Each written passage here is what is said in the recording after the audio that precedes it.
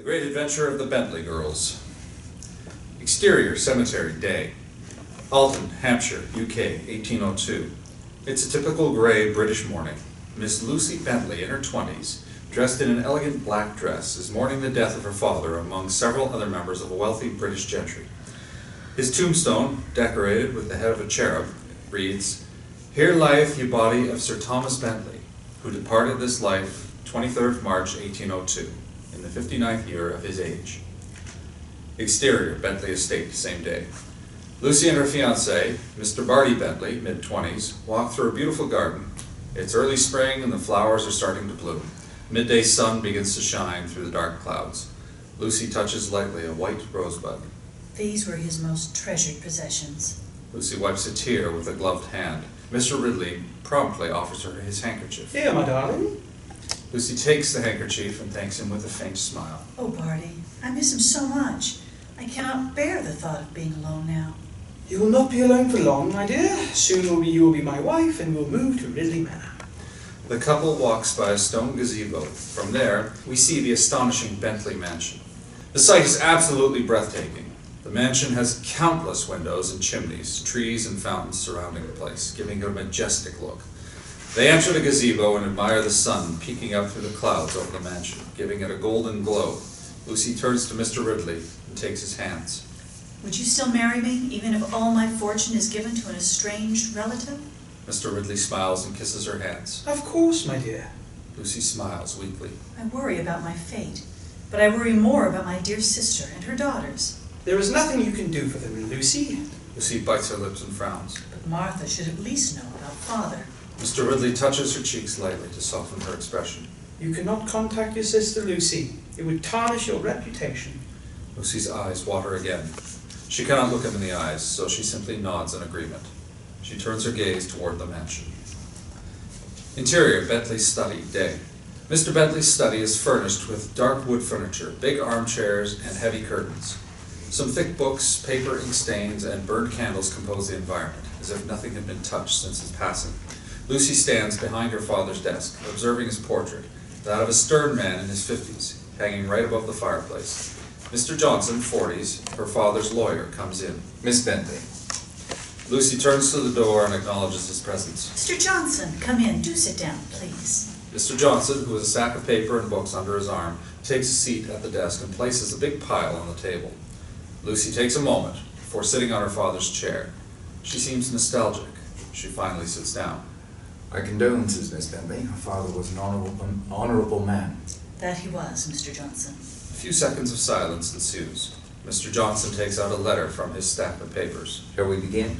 Yes, we shall. What is to be of my future, Mr. Johnson? Who will inherit my father's fortune? Mr. Johnson opens the letter and sets it on the table. Perhaps the news I have will cheer you up a bit. You are a femme soul. Lucy looks at him, slightly appalled. A lonely woman? Is that supposed to cheer me up? Mr. Johnson removes his spectacles. Your father was a very wealthy man, and after analyzing your family's tree extensively, I'm quite positive you are the sole heir of your family's estate. Lucy smiles, relieved, but after a few moments, she looks worried again. What of my sister? Well, as you know, your father disowned her. Yes, indeed. But if I am the sole heir, may I help her and her family? Mr. Johnson frowns his forehead, clearly uncomfortable with the question. Yes, you may use your possessions as you please. Lucy does seem a little more cheerful now. However, Yes. well, according to the law, you are in full possession and control over your money until what? Until you get married. When you marry, Mr. Ridley becomes the legal owner of all your property and may use it as he pleases. Lucy's cheerfulness suddenly disappears. She looks serious for a moment, in deep thought. Her fingers wrap around a beautiful locket hanging around her neck. I will, of course, be happy to assist you and Mr. Ridley with the paperwork.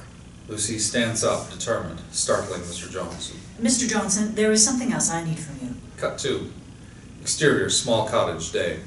Lucy, dressed elegantly, knocks at the door of a small cottage. Help me find my sister. The door opens and a poorly dressed girl, little Eliza, 4, appears and gazes at the elegant woman with interest. Interior, small cottage, day. Lucy is sitting in front of the fireplace, across from her sister's bed. Martha Bentley, late 20s, pale and thin, feeds baby Mary, a couple of months old, while lying in her bed. Lucy's elegant contrasts the drab interior.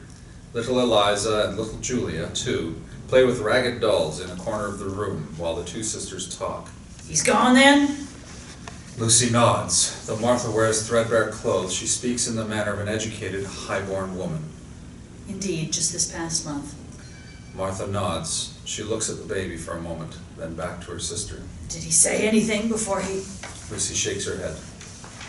He could not speak anymore in the end, but I know in my heart that he loved you, Martha, and forgave you. Martha coughs a bit. She takes the handkerchief from her pocket and coughs into it. Lucy notices bloodstains on the fabric.